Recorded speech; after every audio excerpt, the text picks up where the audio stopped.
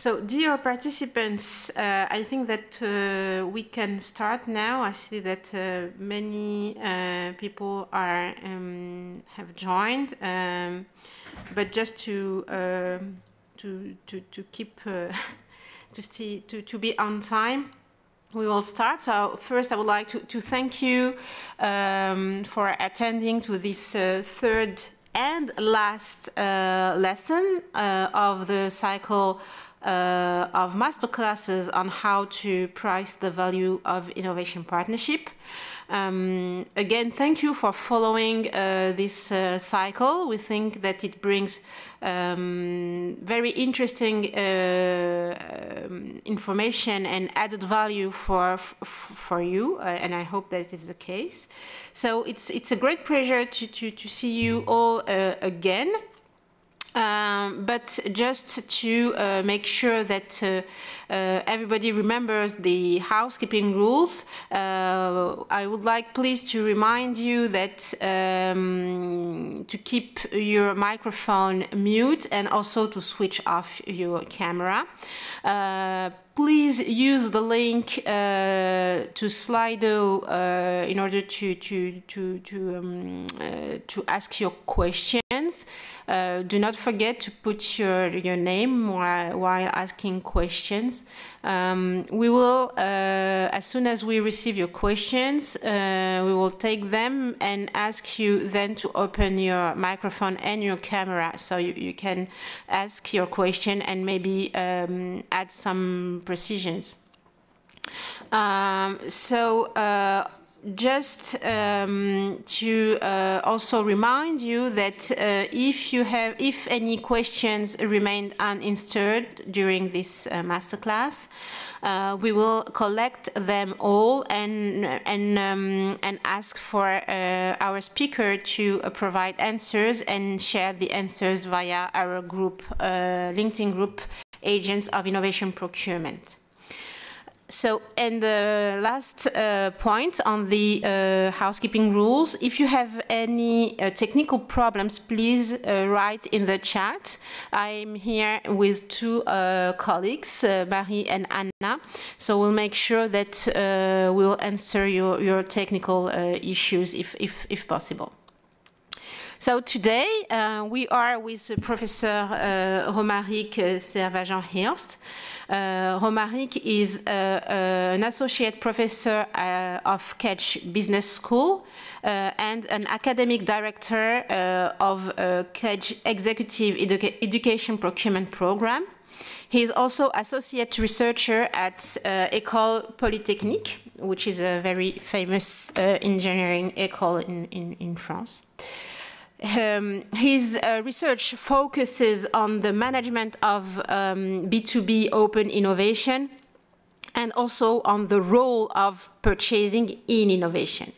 He conducts his research in close collaboration with innovation entrepreneurship and procurement professionals. And his work is published in academic and professional journals and also in books. And I would like also to add an important precision that Professor Romaric Servajan-Hirst has also a practical experience in implementing some part of the methodology which will be also presented today. And he has a very, very important knowledge in how to prepare co-innovation contracts. So I'm sure that if you have any question related to the implementation of the methodology and what is a co-innovation contract, Professor Romaric Servajan-Hirst will be happy also to answer. So, Professor, the floor is yours. Maybe you can just to start give a short introduction of yourself first, if I forgot any information, and maybe also about your study. Thank you. Thank you, Samaria. Thank you, and good morning to everyone in the purchasing community. I'm very happy to be there in front of you and to have the honor to write and to prepare this methodology, and then to to try to implement it and help you also to implement it and make some more viable and strongest innovation partnerships in the European purchasing community. So the idea this morning is to present you this methodology that is published on the internet page of the DG Growth dedicated to innovation purchasing. It's a methodology which is very, very focused on the job of the purchasing manager, of the buyer, when he has to deal with innovation partnerships. And the first things of this methodology for me is that you have to consider it first as a cocktail. This methodology is a cocktail made of various ingredients, existing ingredients, and it's the bartender, is you, buyer, who's going to make the best cocktail, which is the best for your internal client and for the innovation that you are trying to reach. And in the cocktail that, or in the ingredients that I presented to you in this methodology, the basic ingredient for me is the 2014 directive, which is presenting in Article 31 all the definition of the innovation partnerships. And these definitions is very important to master, but also what is written in the preamble of the directives, which gives the context of the use of the innovation partnerships. And then the other ingredients that are presented, that I propose to you to use to leverage for this methodology on how to value the innovation partnerships, are only existing ingredients used for public procurement. So you have here a sample of what you can use, the guidance of innovation procurement, life cycle costing, or public procurement guidance for practitioners that were published by the European Commission. But you've got also some other document around sustainable procurement or value-based procurement that were published also and applied in European buying in Europe. And you have also, last but not least, the guidebook of value engineering that is used for some years and years in the United States in the public procurement. So all what I'm going to present is the methodology is based on existing ingredients of the buying functions, on existing methodology. What will make the difference is the context and also the mix that you can produce with all these existing ingredients. And then to understand what will be the best cocktail, first, as a reminder, just to see that in the directive of 2014, there are 3 ways of dealing with innovation buying. The first one is the pre-commercial procurement, which is only for R&D project. The public procurement of innovation, which is grouping buying of innovating product or service yet on the shelf. But when it's not only R&D, when it's not product on the shelf, you have this innovation purchasing, which is the only solutions that gives the possibility to contract at the same time the development phase, so the last phase of R&D, plus the end target solution, which can be product or service or product or service. So you have to keep in mind that this innovation purchasing partnerships procedure is not for product on shelf, but it's not either for emerging product or service that are not mature enough.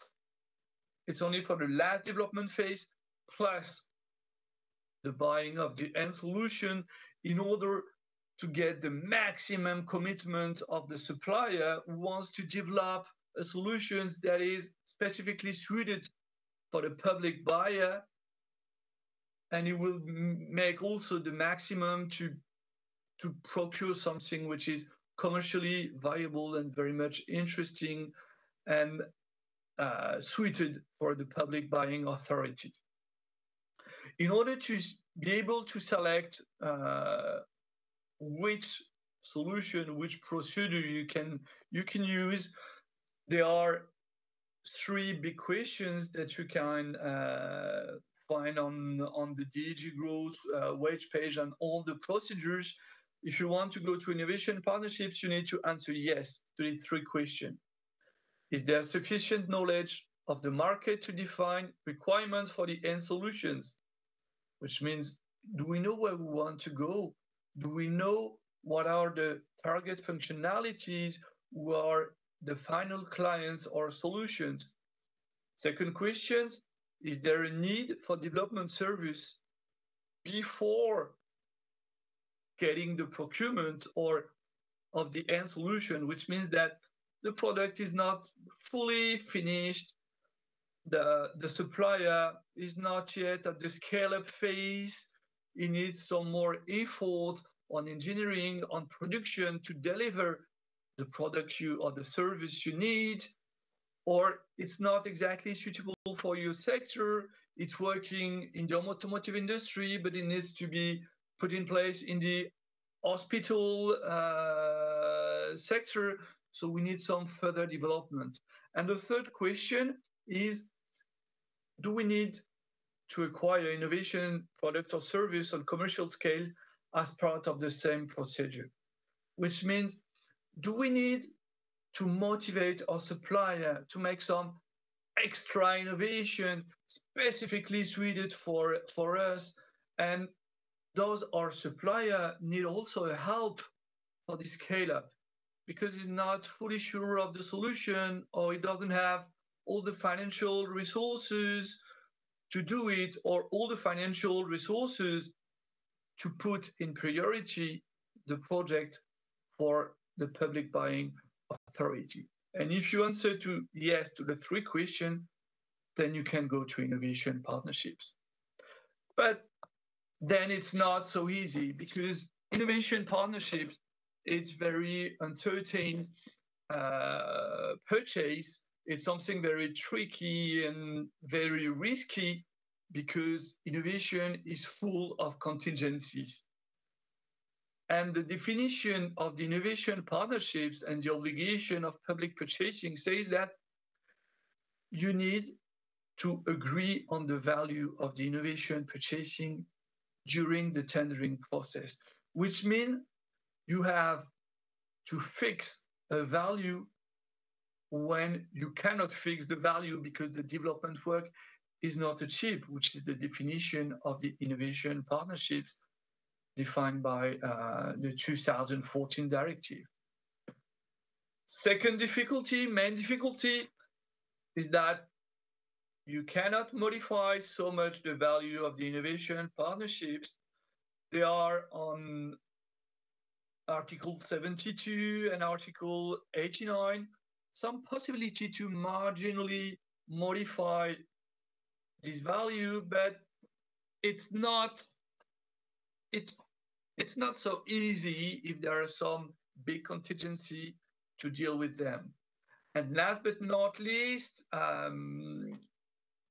there is a high risk of state law if you consider that you go too much in favor of your supplier, specifically on this type of project where there are a lot of uncertainty. So you need to have a good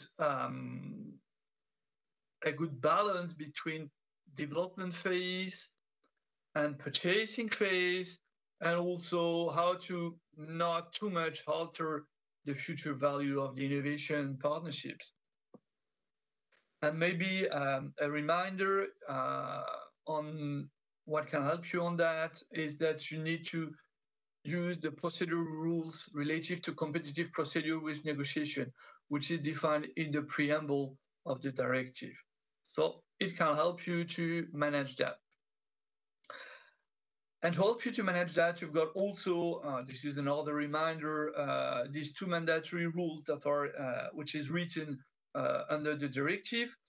First, you have this double proportionality test that must be respected, and a good balance between upstream development phase and then purchase. And here the difficulty is that it's not exactly defined what is good balance. What is a good balance? We don't know, but the idea is to be able, for you as a public buyer, to demonstrate that you go under a reasonable engagement in both phases of the innovation partnerships, and that during the procedure of building the innovation partnership, you try to balance, but you also motivated your choices, and you keep a writing of what motivated your choices.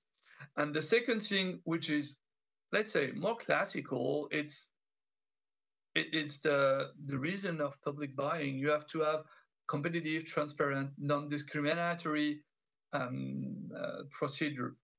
But here for the innovation partnerships, it's even more, let's say, important than in any other buying procedure. Because due of all this contingency and all these rules applied about innovation partnerships, you need to be able to demonstrate that you are under competitive, transparent, and non-discriminatory procedure, which means that you need to document every act of your preparation of the innovation partnerships. So in conclusion of this introduction, innovation partnerships is a complex procedure which can be manipulated quite only by advanced buyer. And this advanced buyer, they had to have a knowledge of the directive and the public procurement rules and procedures, so European level, but also national level.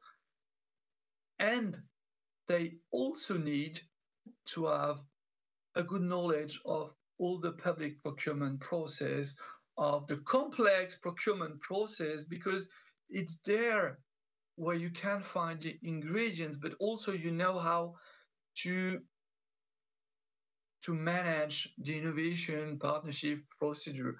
You have a lot of things that are done in complex procurement, like procurement of work, the new kind of work around sustainable procurement, but also performance contracts, all the levers, the procedures, the techniques of buying, you can find them on this kind of procedures. So if you have good knowledge of that, you can, with not so much difficulty, deal with innovation partnerships. And thanks to your knowledge and your know-how, you can have riskless estimation and negotiation of this partnership value just by mixing existing buying method. And for that, and this is the basis of my methodology, I propose to have 3 steps in the approach of valuing and negotiating the innovation partnerships when you are a public buyer. First, you need to identify the source of value. Second, to focus on the R&D phase. Where is the value of the R&D phase? And last but not least, evaluate the value of the business phase of, let's say, the end solution, purchasing, and maintenance. And all of these steps, they are strongly hooked in the sourcing and the specification phase. If you don't spend a lot of time, a lot of effort in the sourcing and specification phase, it cannot work, and you will have plenty of risks for your purchasing. So all these phases, you need to begin them just before the procurement, when you are preparing the procurement internally. If we focus first on the identification of the sources of value, you have to think that for the public buyer, you have different source of value. First, with the innovation purchasing, you are trying to answer to unmet needs. And the idea is that you got a tailor-made solution which is developed during the last R&D phase. Second, which is a very important part of procurement, affordable access to this innovation developed by your future supplier. Third, overcommitment, the interest of getting a supplier which is also committed in the development, and you commit yourself with the supplier to make development plus procurement, is that you have over commitment, but also over intimacy of the supplier of what is your need and what you can develop specifically for your needs and the needs of your end user. And last but not least, you should also look at for the possibility for the public buyer to also exploit all the intellectual property that was jointly developed during the development phase.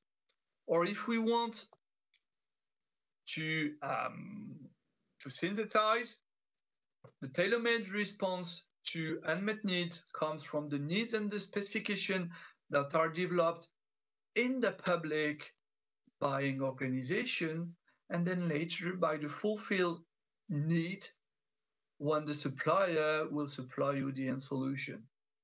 The affordable access to innovative technology and a product and or service is coming from mastered R&D costs that are paid to the supplier, master purchasing cost, but also maintenance, repair, and operating cost.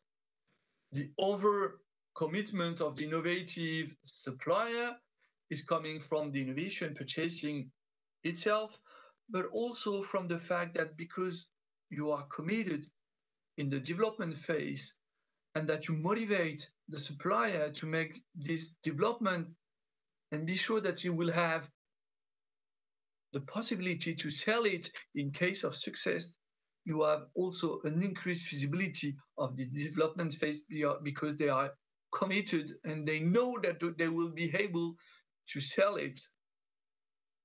And last but not least, on the possibility to exploit future knowledge, you can get it by negotiating exploitation rights of the background intellectual property of the supplier, which means all the intellectual property that was developed by your supplier before entering into the innovation partnerships, but this intellectual property that is useful for the targeted end solution.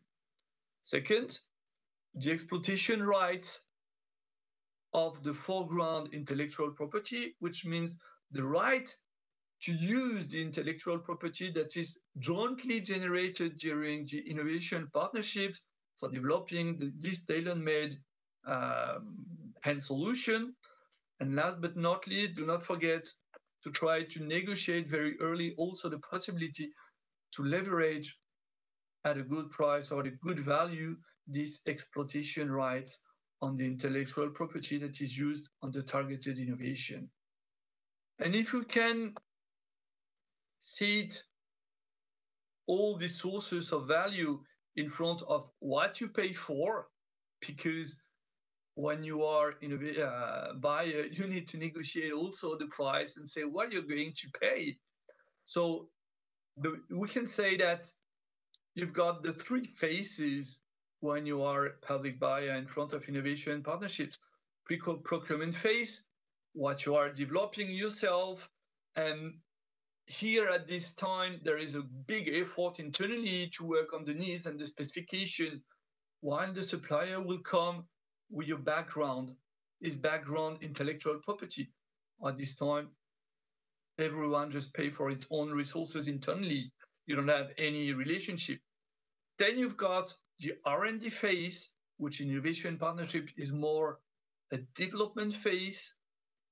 so the end of the research and development process, the time when the supplier is developing this tailor-made solution at a large case in order to supply you the end solution. Here you generate new intellectual property, and you also generate increased visibility of next phase, which is the, let's say, business phase. And here what you pay for the exploitation right of the background intellectual property of the supplier, because innovations, sometimes you have to use what was generated before and you need to pay for it. But you pay also for the cost of R&D that is done by the supplier during this R&D phase. And then you have the business phase. On the business phase, the supplier, in case of success, will supply you this innovative product or service, will fulfill your need, and will also authorize you to use this innovation in other ways. And for that, you have to pay first the purchasing cost of the supply solution, but you have also to pay for the rights of the intellectual property that is generated during the project, but also the right for the intellectual property that was generated by the supplier before the project, in case you are using it. And last but not least, never forget that you can have also the maintenance, repair, and operating costs that are linked to this specific purchase. So based on that, you can work on imagine where are the sources of value.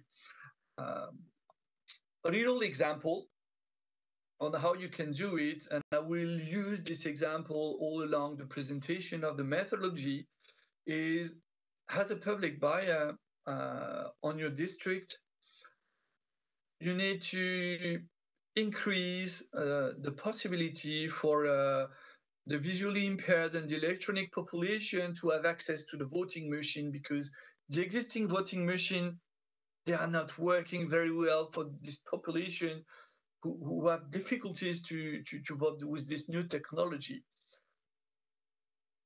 On the market, there is not satisfying solutions, and your existing supplier of voting machine propose you, let's say, an add-on which is 1,800 euros, but it's not working very well. So you're not very happy with that. But you find a startup, which name is Wowina, was developed a kind of tablet, which is smaller than what you could put on your voting machine as an add-on, but has a cost of around 1,000 euros.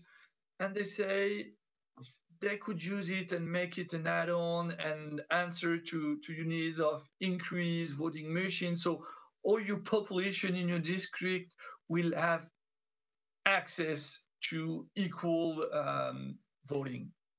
And for that, they make a quotation for you, and they say, okay, we could make a development. I think the development will be 150,000 euros, and then we could make a pilot at 75,000 euros, and then we'll see. But maybe there will be an increased cost of around 100,000 euros to go into production. And just with this case, we can just have a look on where the value comes from. Here, the value for you first is this very, let's say, simple but classic example. Main value is coming from a way that every citizen in your district can easily vote, whatever your situation. And for that, you will have just to pay 220 25,000 euros for the development and the pilot, and then later you know that you are not ready to pay more than 1,800 per machine, per add-on on the machine, because this is, let's say, the what is proposing to you the existing supplier, but it's not satisfying. So you know this is your maximum. And for you as a buyer, you know that there are some uncertainties on the development cost. You're not sure that it will work because it will be the first time.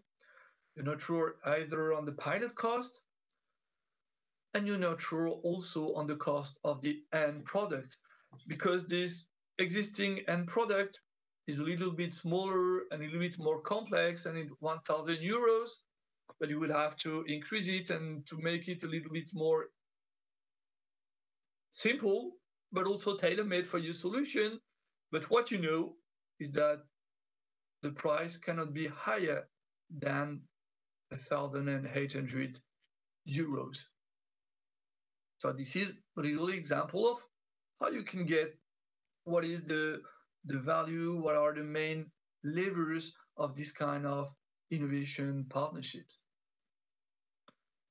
And the idea is just to know that also in front of you for the supplier, there is also sources of value.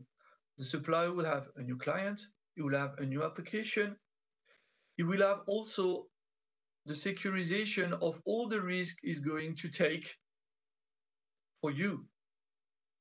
Because if you don't go into innovation partnerships, this kind of supplier is not sure that he will be ready to invest on such a project, which can be risky for a small amount of machines that you're going to sell. So he's also covering his risk thanks to the innovation partnership procedure. And then when you know what is the structure of the IP value, you can begin to value it and to calculate it. So first, we need to focus on the value of the R&D phase, which is the first step of this process.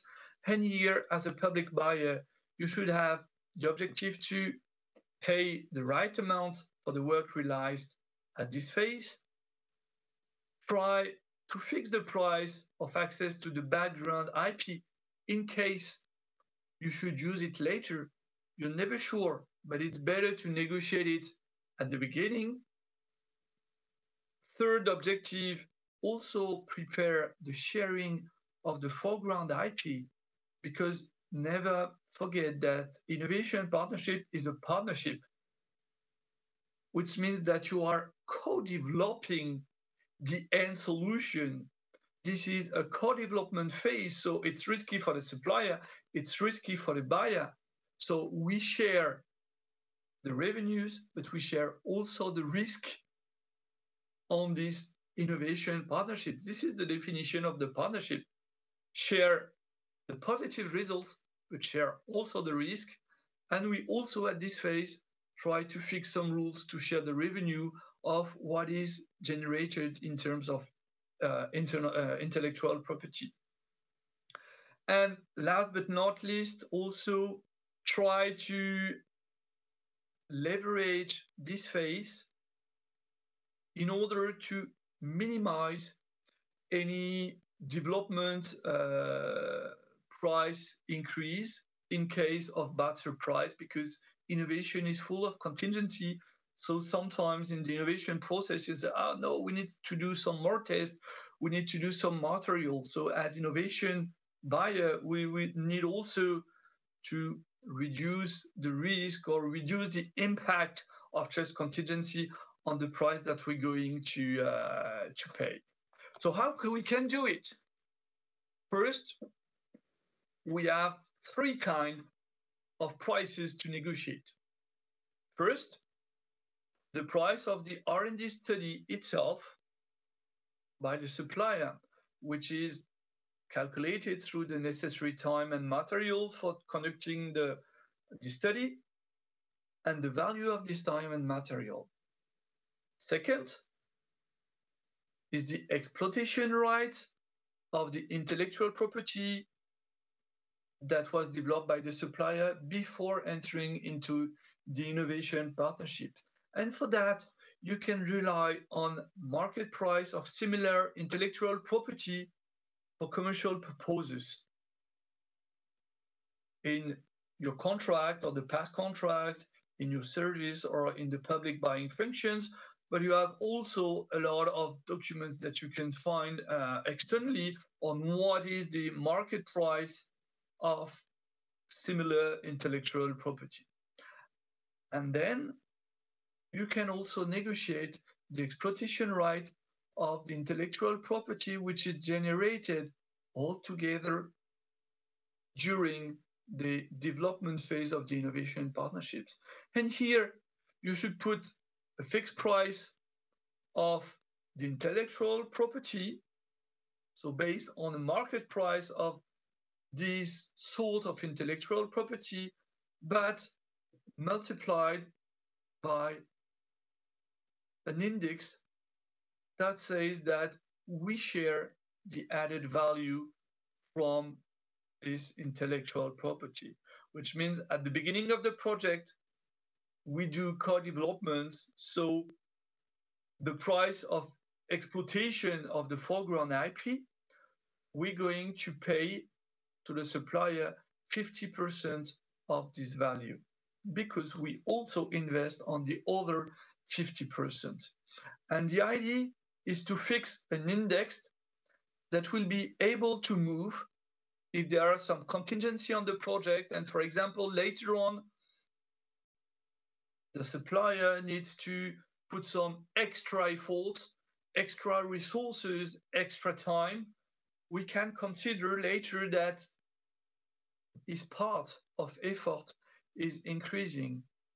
So we not do more 50-50, but 60-40, for example, which means that we will not have a direct effect on the value of the R&D phase, but a later impact on what we're going to purchase in the end solution based on the effort that was done by the two parties during this R&D phase. Let's illustrate it on our example. On our example, here, the supplier Winova, you can see on the right, I've done a quotation. And the quotation is done through the costing of each phases, on the materials, on the resource needed. And here the job of the public buyer is more to validate this cost and say, are these costs for this kind of solution, are they reasonable? Is the hourly or the daily rates of the people that need to be involved in this kind of project, is it reasonable? Do we have good price money for the people and for the effort that is necessary? And for that, you can rely on internal resources, on your experts, on your past contract, or ask for other experts in other sectors of public buying to check whether this quotation of the R&D phase is reasonable or not reasonable. But here you should better rely on this quotation and the validation of this quotation of this R&D phase. Then on the exploitation, on the market price of similar IP, you have to understand what you have in the intellectual property brought by the supplier. Here, for example, you have some hardware. So the tablet of the supplier, but you've got also the software, which is the capacity to recognize your voting machine, but also the user interface and the interpretation, so more software to translate what is seen to the people who have some difficulties to vote with normal machines. And for that, you can rely on recent contracts signed in public by institution, or public contract or reference manuals. And you can see that, for example, you've got royalty rate, which is around 6 or 7 to 11% for every kind of computer software. This is the market of the license of this kind of intellectual property.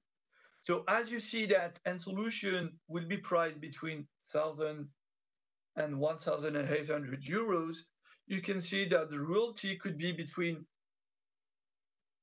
50 euros and 200 euros per product that will be sold by the supplier. So you can fix just, let's say, in-between solution, which is the most reasonable for the public buying authorities. Okay, we can say that we are ready to pay for a target royalty price of 100 euro per acquired end solution, which is something quite reasonable. And here, the use of a fixed royalty price will also limit the future variation prices if there are some increases of prices of the end solution. So it's here important to say, no, target royalty price on the background IP, if we need it later on, is a fixed price, and a fixed price which is very reasonable compared to existing or equivalent market price. And then here, what I explained to you on the exploitation right of the foreground IP, we've got more or less the same kind of intellectual property that is going to be developed. But this time, we're going to use an index, which means that the formula will be this 100 euros multiplied by the index, which will be fixed at 50% at the beginning of the innovation partnerships. So it means at the beginning of the innovation partnerships, we consider that the efforts of the supplier and the public buy-on authority is the same, it's 50-50. So with that, we will be able to have the value of the R&D phase, which will be 150 plus 75 kilo euros for the price of R&D study, plus 100 euros per acquired end solution if there is background intellectual property that is embedded in the end solution, plus 100 euros multiplied by E, the index per acquired solution, this index being fixed at the beginning at 50%. Which helps you, if there are some contingencies, extra efforts, you can play some very marginal efforts on the price of R&D studies. So in the limits of what is authorized by the public procurement guides. And if there are extra efforts, you can play on the value of the I index, on the sharing of the future value of foreground intellectual property. So as a reminder, here, the idea at this phase is to get for you the public buyer exploitation right and to negotiate. In case of success, we can have good price access to the solution that is going to be developed. But also here, take care of writing down that if the solution developed is good, but the supplier is not able to produce it at the quantity and or quality that you need, you have also the right to exploit it with another solution. So in case of failure, you need to have also return on investment or on your investment, and you have the right to exploit it. But as the supplier has also made efforts, even if he cannot sell his solution, it should also be secured that his efforts and his intellectual property will also be valued. So he will also be paid for this exploitation rights of the intellectual property generated by this R&D phase, which is also important by the commitment of the supplier. He wants to success. And it's interesting in terms of business for you to have success. But in case of failure, it can also be interesting, less interesting, much less interesting. But it's something which is fair, and try to make a fair contract with them. And for that, you have also not to forget that it's co-innovation. Innovation partnership is a partnership, so you need to share this exploitation rights on the intellectual property that is generated during this phase. So I hope this is clear. I can answer later on question, but let's go to the second or the last phase of the value and the negotiation on the innovation partnerships.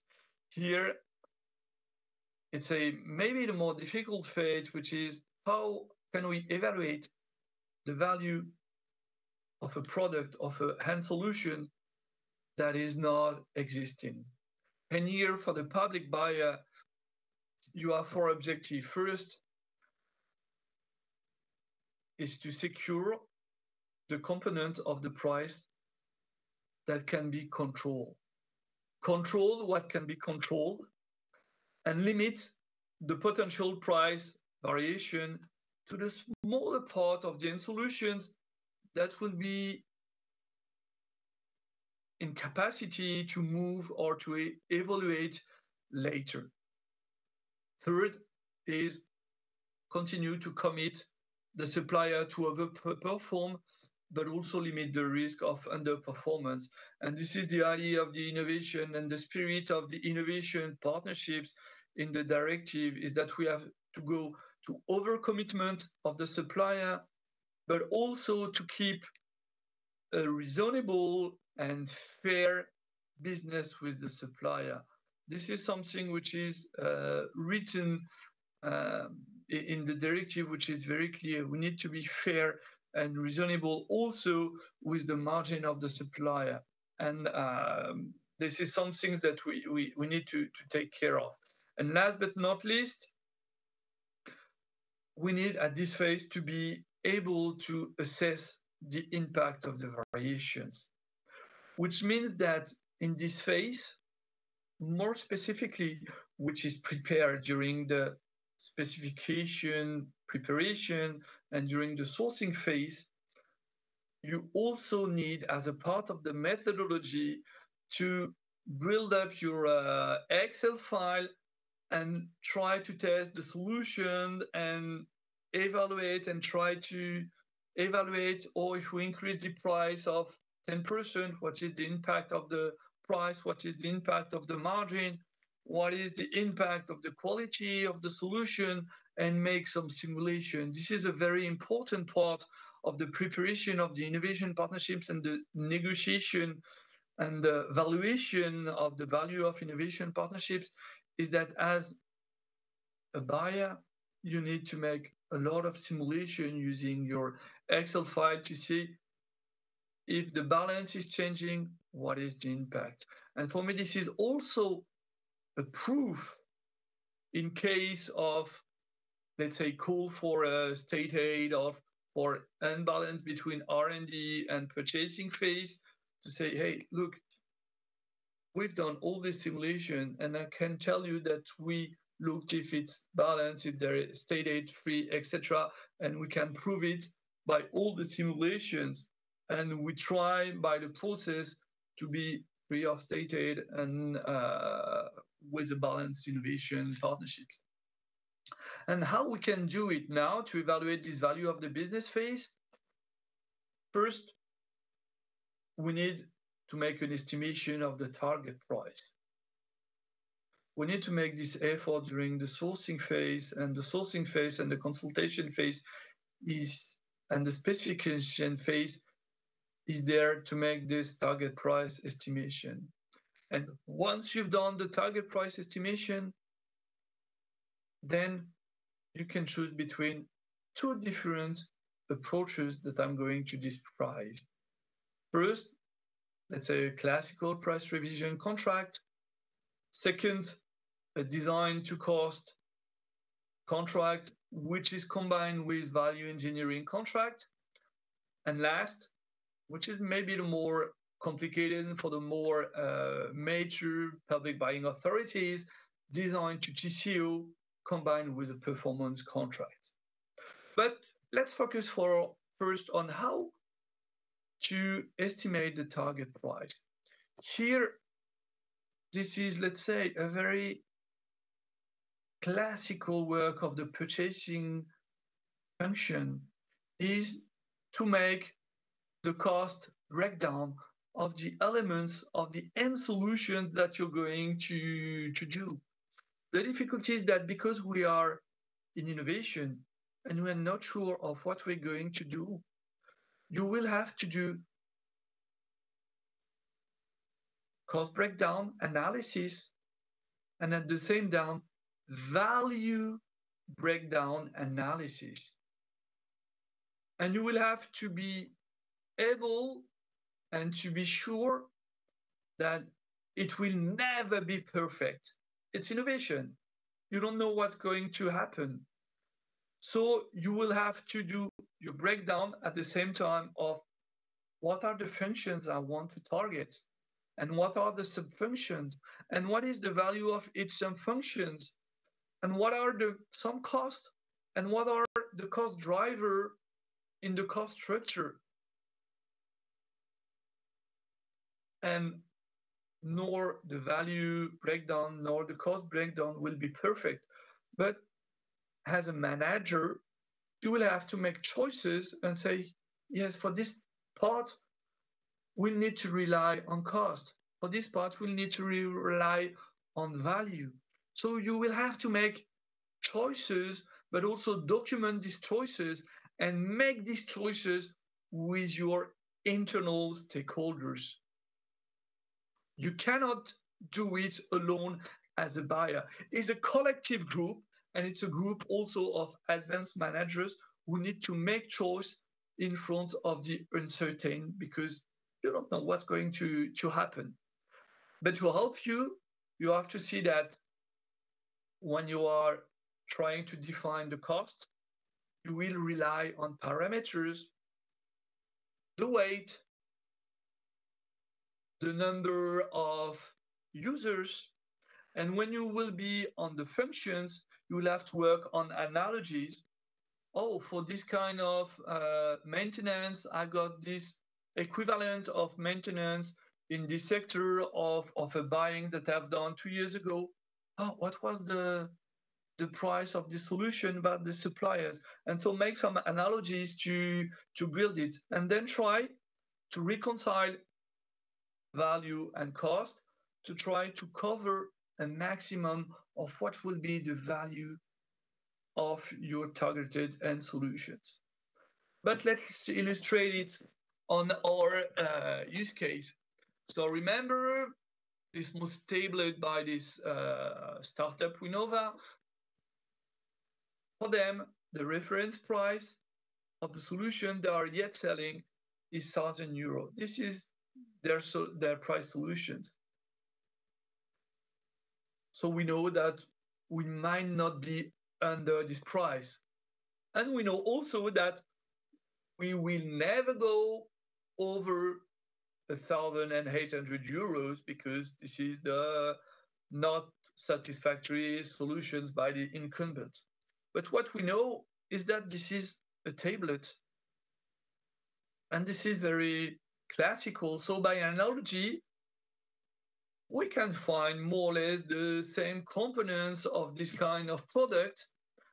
And we can know just with the Google research what is the iPad cost breakdown. And we can find this kind of image and we can understand what is the structure, what are the elements of the iPads, and what is equivalent in this kind of solutions we are trying to target.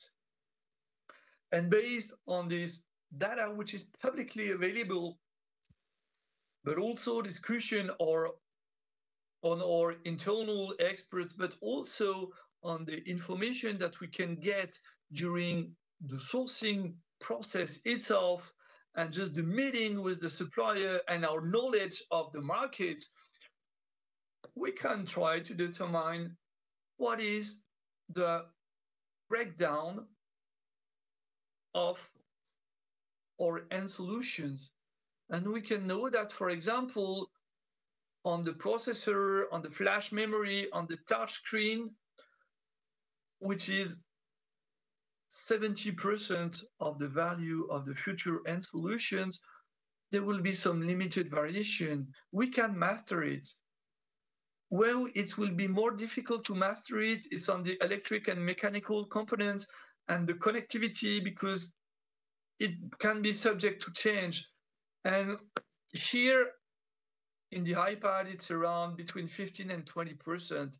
So to be conservative, we can say, yeah, there is 20% of our end solutions that is subject to variation based on the electrical and mechanical components of the end solution.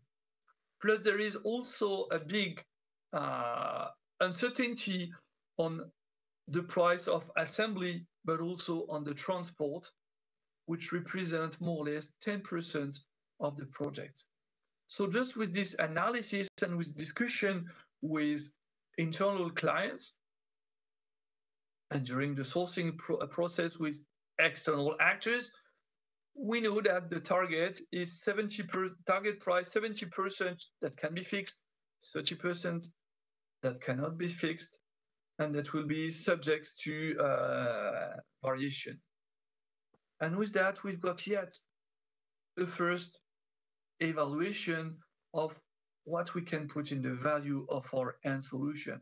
We've got the top and the lowest price we can accept, and we've got a formula that can help us to say how it can move. And maybe also as a reminder, because not everything is always accessible on Google, but for this kind of work, here are some other sources of information. So first source of information is your own experience as a buyer, but also the experience of your network of the other buyers. Is what you can get also on specialized journals, on trade association reports. There are some cost data sources, so the catalogs, the national e-catalogs, UNICEF supply division catalog, etc.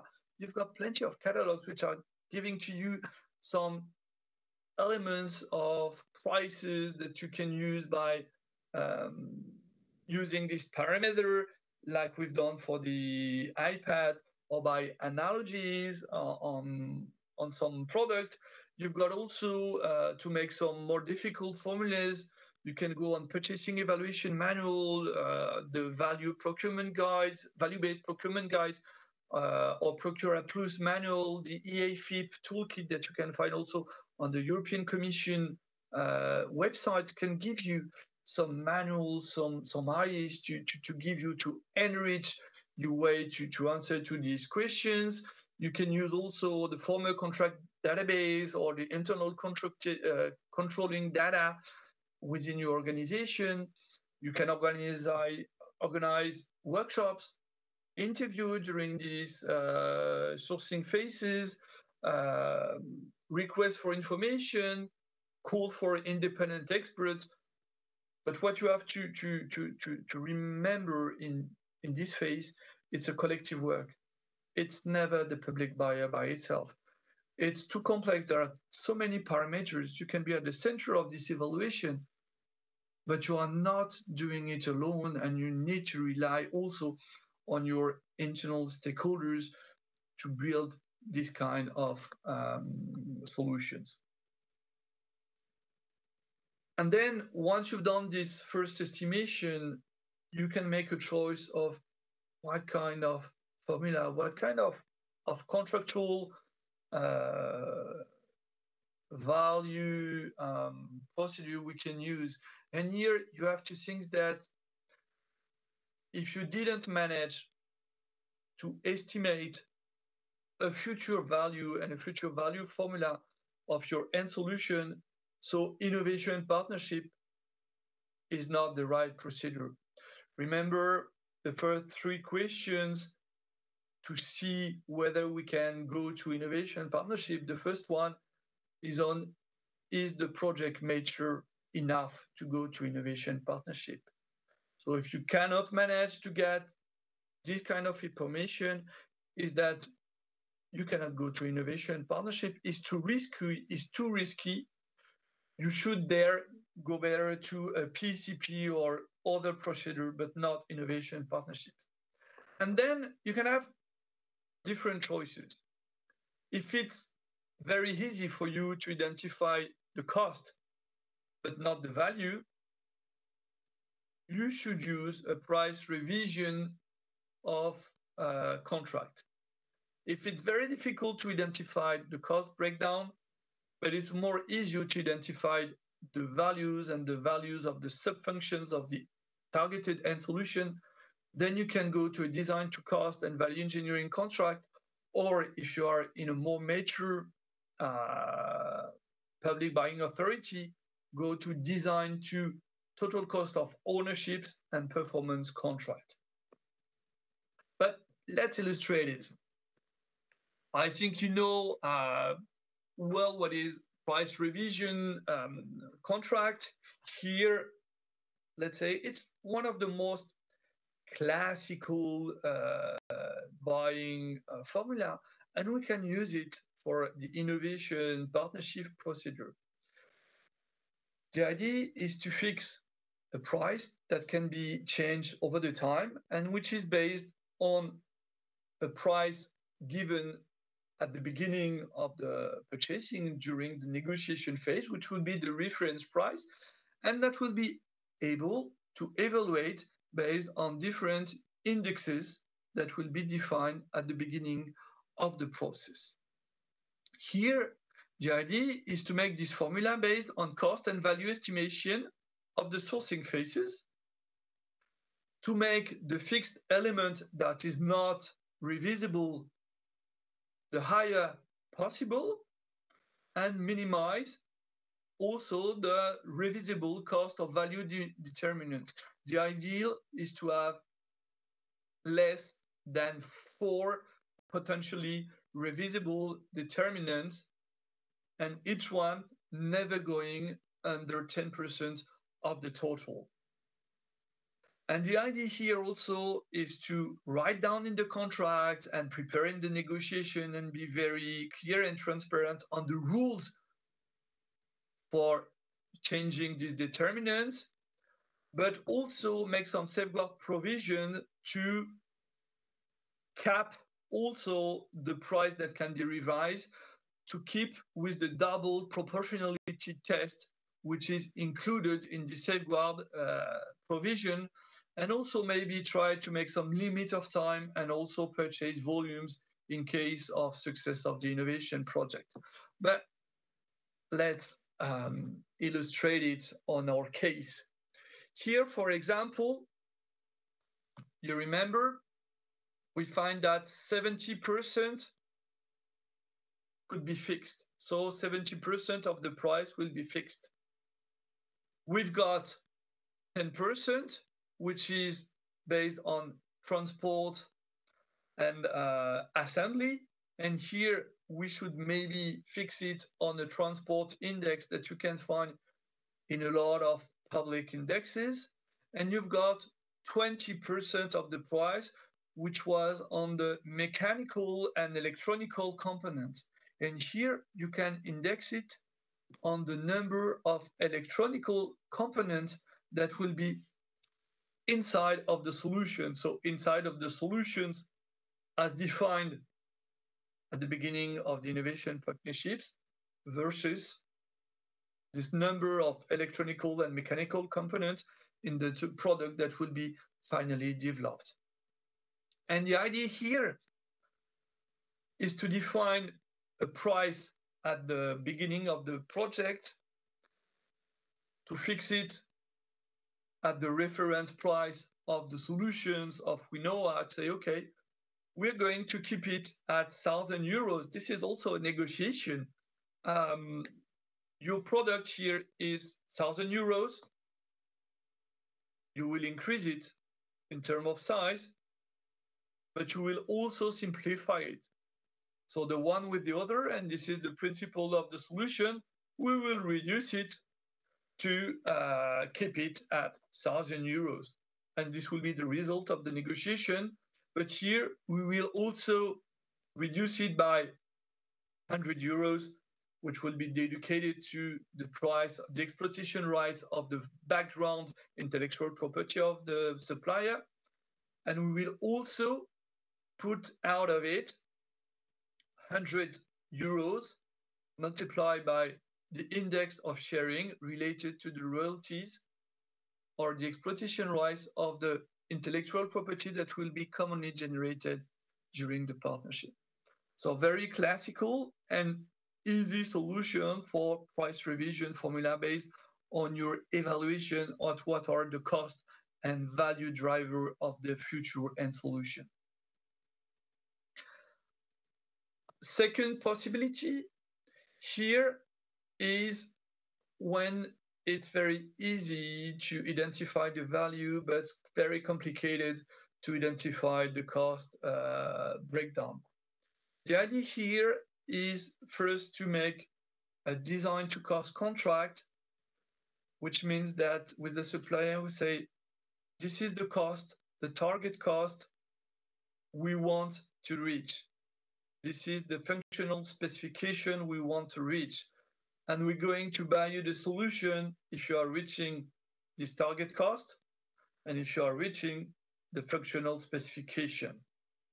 But the idea here is that in case we over-evaluated the cost, the target cost, we also want to motivate the supplier to reduce the cost and for us also to reduce the value of this contract. So for that, we can add a value engineering contract, which is the principle is once we launch the project, of if we go under the target, we do 50-50.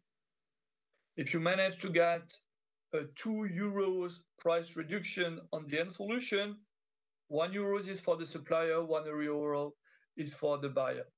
And here, the idea for you as a buyer is to determine a reference target cost and also negotiate it. Try to determine an ambitious target cost. The idea is also to be, let's say, to be competitive, but also relevant on what you've done during this sourcing phase. So be competitive, but not too much because the supplier will need to have some margins. And then in the contract, you put as an objective that you want to reach this target cost, which is ambitious target cost, but also the functional specification, and you include the double proportionality test in the determination of the target cost, which means for you to make some simulation with your Excel file. And here, what is also important is that you need to put in place in the contract, but also in the life of the partnerships, a way to monitor the performance of the contract, which is very important because it will help you to see whether you reach the functional specification, but also to monitor the value engineering contract and the results of the value engineering contract. And if we illustrate it with our case, here, if you remember, the reference was €1,000. So if which was a little bit ambitious, we can make this target of €850. So using the same calculation than before, market price of the current price minus initial estimation for background IP plus foreground IP. And we say that your target price is 850 euros. And if you go under here, we share 50-50. So if you go 100 under target, there is 50 for us and 50 for you. So another very easy things to calculate. And then if we go to a more complex contract, here is the design to total cost of ownership and performance contract. Here, if for the conditions that it's very difficult to evaluate the cost, it's easier to evaluate the future value of the sum functions that are targeted by the end solution, plus your organization is mature enough to go and to make the efforts and to spend the resources to have a total cost of ownership approach. And for that, you need first to make design to TCO contract, which means in the contract, you will purchase if the end solution is reaching specific functional specification, but is also reaching a total cost of ownership target. And in order to see how much we're going to pay in the price of acquisition of the end solution, we're going to make a performance contract that will be based on 5 to 6 KPIs maximum. The first KPI will be, do we reach or not the TCO target? And the other KPIs mainly on the level of services, which is done on very classical performance contract. So for that, you have first to determine the maximum target TCO, which is, let's say, minimum equivalent to total acquisition cost of similar function of product plus maintenance, repair, and operating cost. Then determine under this value of your maximum an ambition target cost or target total cost of ownership, and put in the contract that your objective is to reach this ambition target. And you should also at this time in this the evaluation of this maximum of TCO you cannot afford to reach, to put in that the double proportionality test.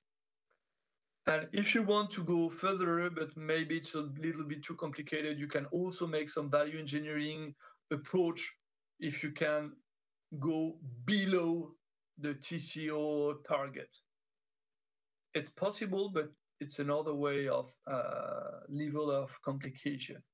And if you want to illustrate it, here, for example, the TCO target for the purchasing of this new solution for the voting machine will be based on the reference price of market of the supplier product, 1,000 euros, minus initial estimation of the royalties of intellectual properties, plus the installation cost of each solution on each voting machine that we can evaluate by 2 days of travel and labor, plus reception and inventory. And you can make the evaluation also during the sourcing phases, plus 350 euros of maintenance, repairs, of operation.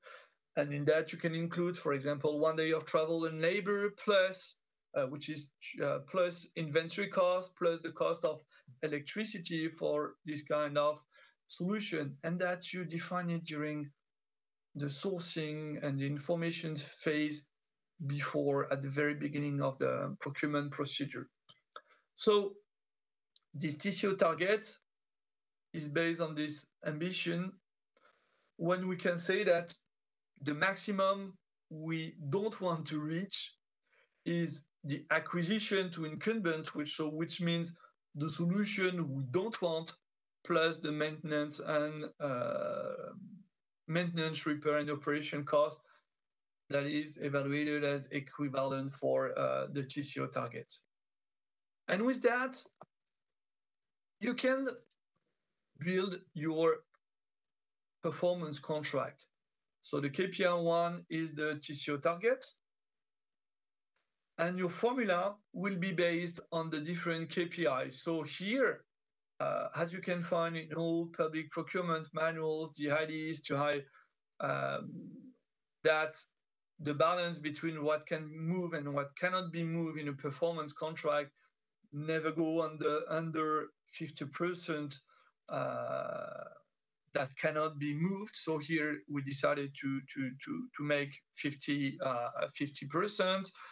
The price 0, so the price we're going to pay for the supplier is this ambitious reference market price minus the royalties for the intellectual property, which will be multiplied by 50%, which will never move, plus 50%, which is subject to move based on the difference weight of the KPIs that are used during the process. And here we decided that the KPI, there will be 2 KPI.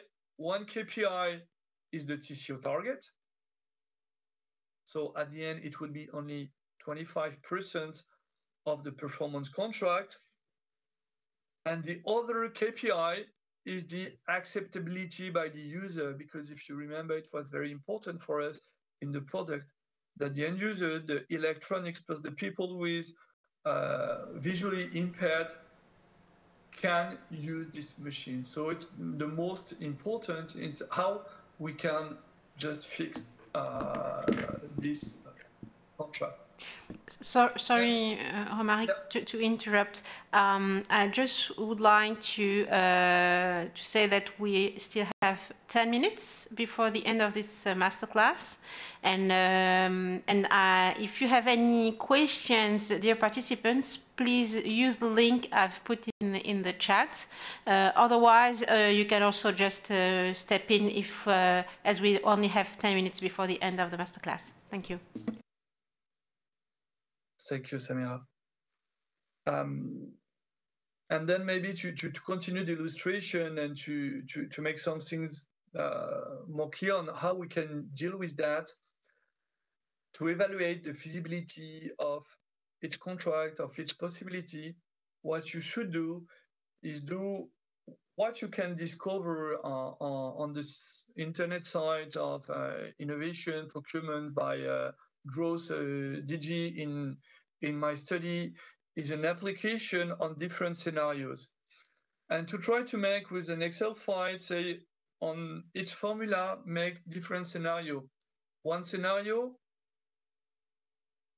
there is no change. Another scenario, they are, let's say, we reach the target, but we have overcost in R&D. Another scenario, we have undercost in R&D or in, but we don't reach targets. On other things, we reach targets, but the price of acquisitions can be lowered. And based on that, you can look with an Excel and just to check whether the final TCO is interesting, whether the price of acquisition is interesting, whether the margin of your supplier is not reducing too much, because it's written that it cannot be reduced too much, but you also have interest that is also motivated by working with you.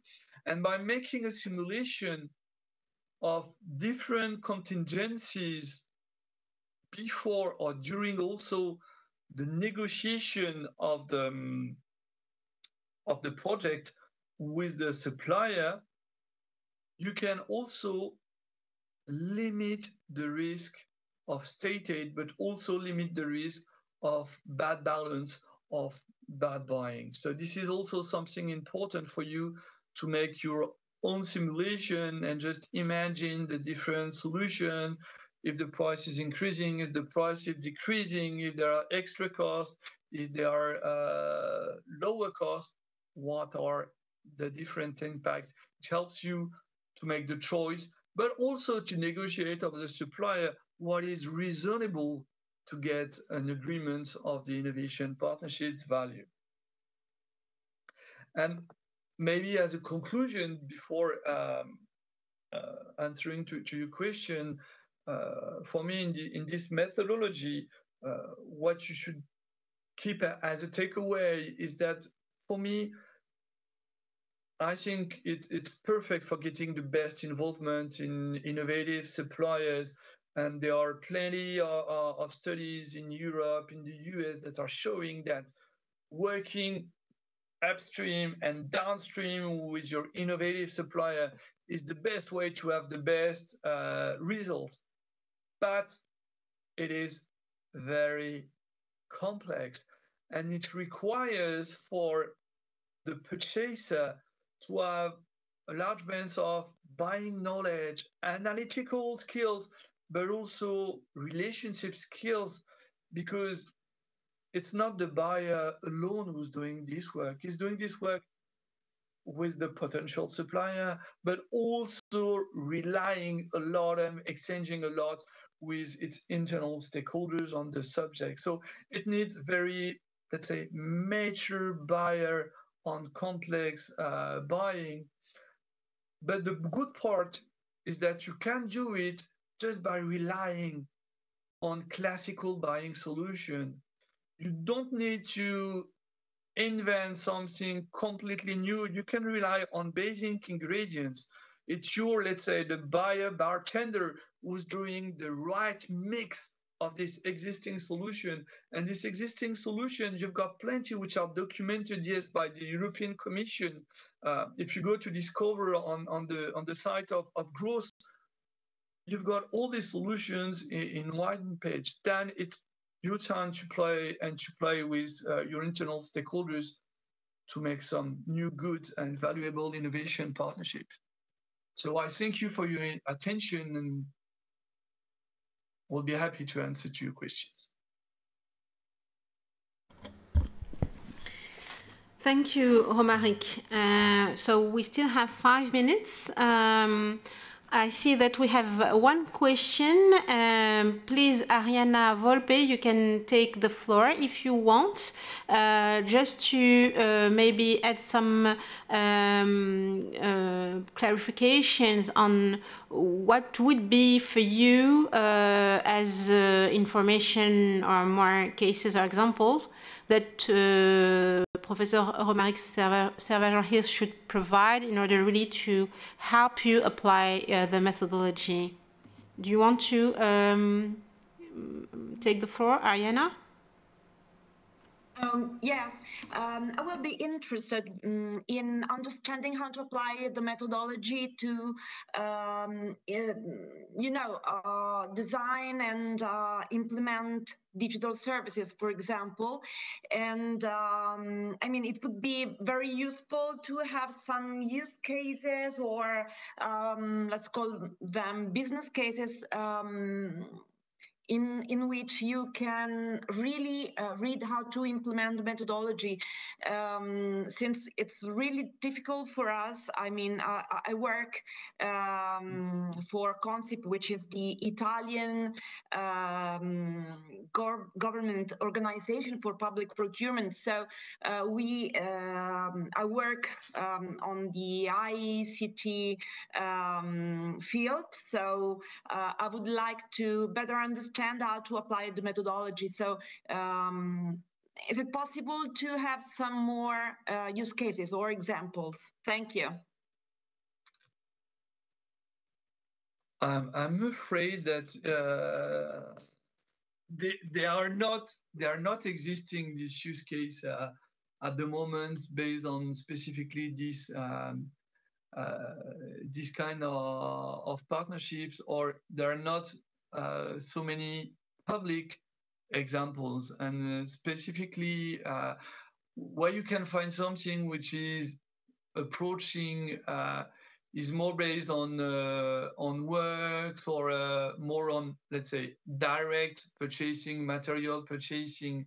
On the study I've conducted to create this methodology, I relied in my own experience as innovation buyer, but also of what we can publicly find.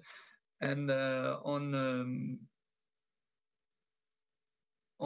your kind of example, I couldn't find any which was publicly available.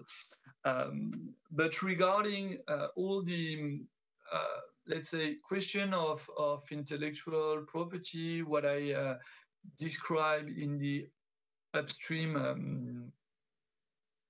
phase on how to share the revenue for the foreground intellectual property. This is something that I manage as innovation buyer. In some R&D contract is to say, okay, we're going to make on this intellectual property, which can be patent or any design output, we're going to share a part of the value that can come from this R&D, and along the process of the development, depending on whether the efforts are on one side or the other, we can manage to reduce or to increase the sharing in this index.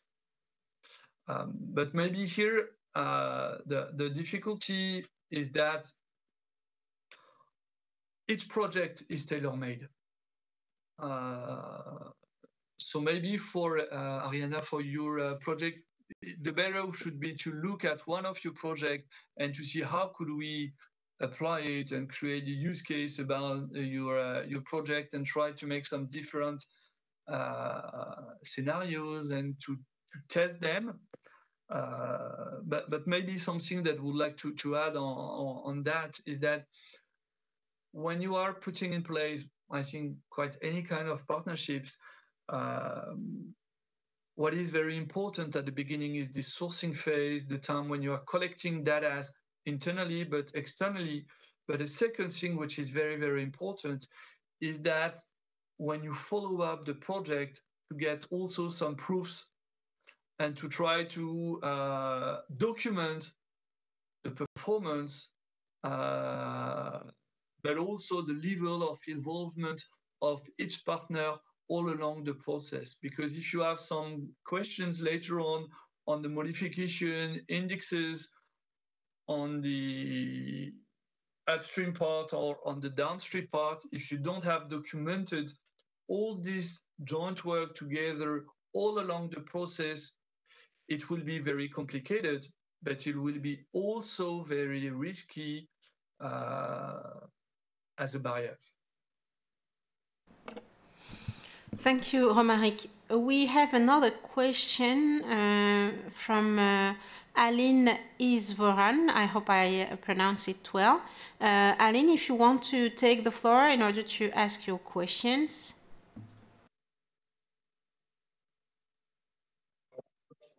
Do not hesitate to put your camera. It's even nicer if we see real people.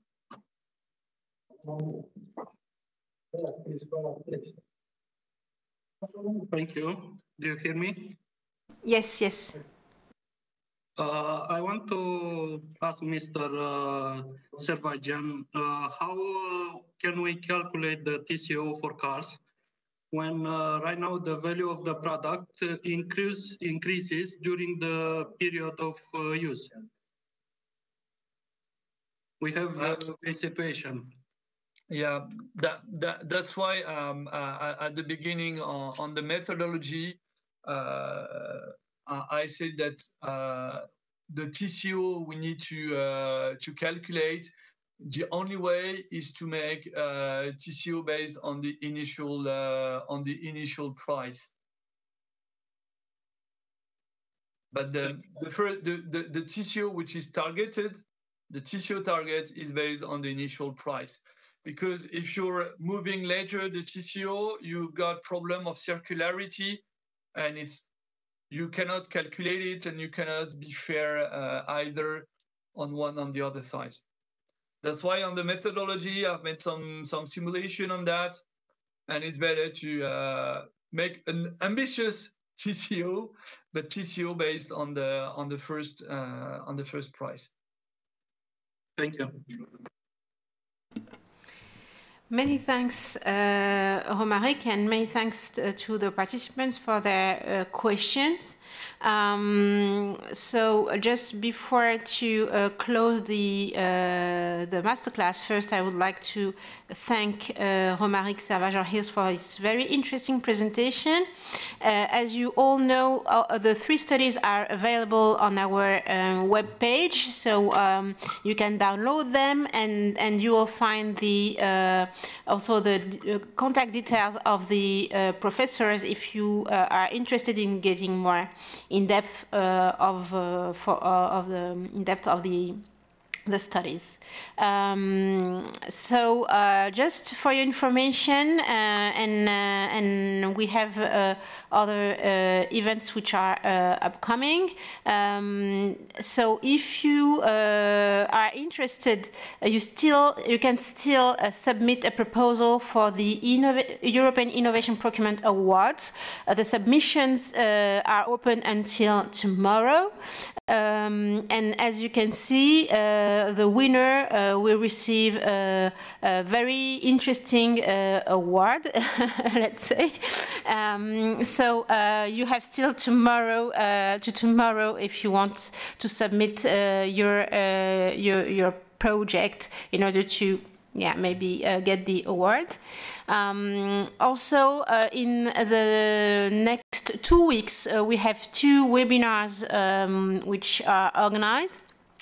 The first one will be on the presentation of the guidance to support sustainable public infrastructure projects. So it's the final event, and it's about also it's about how to help the development of sustainable public procurement regarding infrastructure projects. We have another event which will be held tomorrow, organized by the Green Public Procurement Help Desk, which is a bit linked to our masterclass. So it's about how to use the innovation partnership in the social sector. It's a very important sector for innovation. So if you are interested to follow it, it's still possible really to attend. And last but not least, we have our new Public Procurement Gazette. So it's the newsletter from our unit, the unit C2 in charge of public procurement within DG GROW. In this newsletter, you will find any update information, information about events, about funding opportunities, about different projects we are running, and on some regulatory developments. If you want to subscribe, just send us an email and we will send you the link to subscribe for the newsletter. So now you know pretty well, I hope, our 2 LinkedIn groups, one dedicated to social procurement and the second one dedicated to innovation procurement. So if you are not a member, please join. It's where we put also a different type of information and also link to the different projects we are working on. And just to, if you want to watch the previous webinars and also the 3 videos of our masterclasses, everything is published on our YouTube channel. And just before closing this last masterclass, I would like really to thank all the members of our team, and to thank also more Marie and Sylvia for helping me to organize these 3 masterclass. I hope that this new format of event we are trying to develop, answer also your needs. Just to get some feedback from you, we will send a short satisfactory questionnaire, and really if you can send us back your feedback, it's very important for us in order really to improve all the activities and events we are trying to organize. Again, thank you, Romaric, and if we have no other questions, so I close the masterclass. Thank you, and have a nice lunch. Bye. Thank you.